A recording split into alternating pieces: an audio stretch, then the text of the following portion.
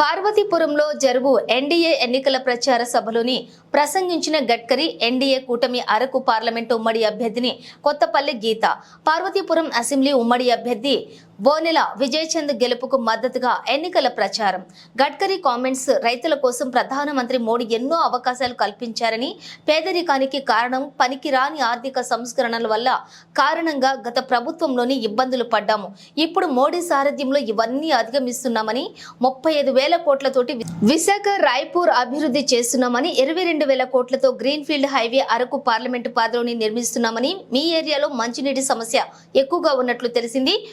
10,000 మంది రైతుల ఆత్మహత్యలు చేసిన ప్రాంతం నుండి నేను వచ్చానంటూ రైతులకు అత్యంత ప్రాధాన్యత ఇవ్వటం జరుగుతుందని, నేను మంత్రిగా ఉన్నప్పుడు పోలవరం శాంక్షన్ చేయడం జరిగిందని, 35,000 కోట్లతో రాయ్పూర్ హైవేను నిర్మిస్తున్నాం, 22,000 కోట్లతోటి గ్రీన్ ఫీల్డ్ హైవే అభివృద్ధి చెందుతుందని, మీ ప్రాంతాలన్నీ సాలూర బైపాస్ మీకు చాలా ఉపయోగంగా ఉంటుందని, రోడ్లు బాగుండటం వల్ల అమెరికా గొప్ప దేశంగా మారింది, మీ ప్రాంతానికి మంచినీటి ఏనుగుల సమస్యను పరిష్కరిస్తామని హామీ ఇస్తున్నాను, కేంద్రం ద్వారా మీకున్న సమస్యలన్నింటినీ కూడా పరిష్కారమైనట్లుగా చూస్తామని, అరకు పార్లమెంట్ మేము అభివృద్ధి చేసి చూపిస్తామంటూ అరకు పార్లమెంట్ అభ్యర్థిగా కొత్తపల్లి గీత కామెంట్స్. మద్యం మాఫీ చేస్తారని వచ్చిన జగన్మోహన్ రెడ్డి విషం పోస్తున్నారని, రాష్ట్రాన్ని అప్పుల కుప్పగా మార్చేశారు, మీ అందరినీ కలవటం చాలా ఆనందంగా ఉంది అన్నారు. ధన్యవాదాలు తెలియజేస్తున్నాను. నరేంద్ర మోదీ గారి నాయకత్వం, చంద్రబాబు నాయుడు గారి నాయకత్వం, పవన్ కళ్యాణ్ గారి నాయకత్వం.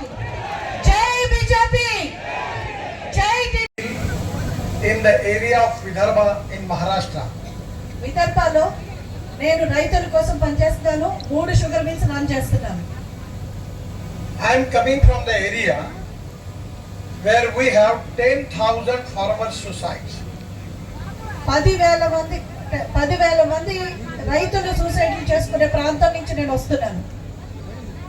I am really happy that today our government under the leadership of Prime Minister Narendra Modi ji has given special priority for water conservation, water storage, drinking water, and at the same time giving priority to complete the dams, big dam projects in whole country. Narendra Modi గారి ప్రభుత్వం నీటి పారుదల కోసం ఎన్నో రకాలైన పథకాలను అమలు చేసి దానికి చాలా ప్రాధాన్యత ఇస్తున్నారుగా మనం చూస్తున్నాం. I am really happy when I was also in charge for water resources minister. I have sanctioned the big important project in Andhra Pradesh named as Polavaram. నేను నీటిపారుదల శాఖగా మంత్రిగా ఉన్నప్పుడు ఆంధ్రప్రదేశ్ కి పోలవరం ప్రాజెక్ట్ శాంక్షన్ చేయడం జరిగింది.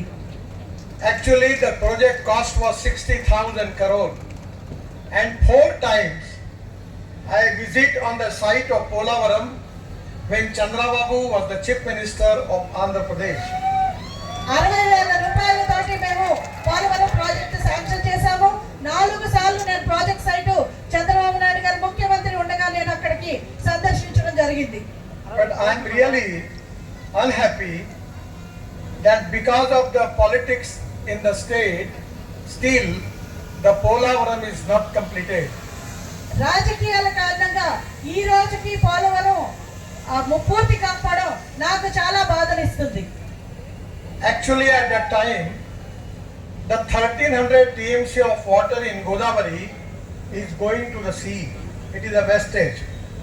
At that time I planned 3 schemes, and that scheme was taking water of Godavari into Krishna into Pennar, and Pennar into Kaveri, and taking tail end of Tamil Nadu, we can resolve the water problem in the whole South India.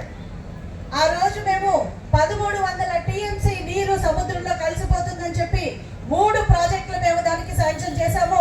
Godavari నీరు కృష్ణాలోకి, అలాగే పెన్నాలోకి, అలాగే కావేరీలోకి తీసుకువెళ్ళి తమిళనాడులో కూడా water dispute resolve చేయడానికి, ఇక్కడి నుంచి నీరు మళ్లించడానికి మేము ప్రాజెక్ట్స్ చేయడం జరిగింది.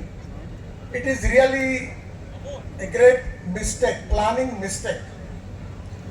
At before 47, the government at that time under the leadership, Congress government under the leadership of Nehru ji, their priority was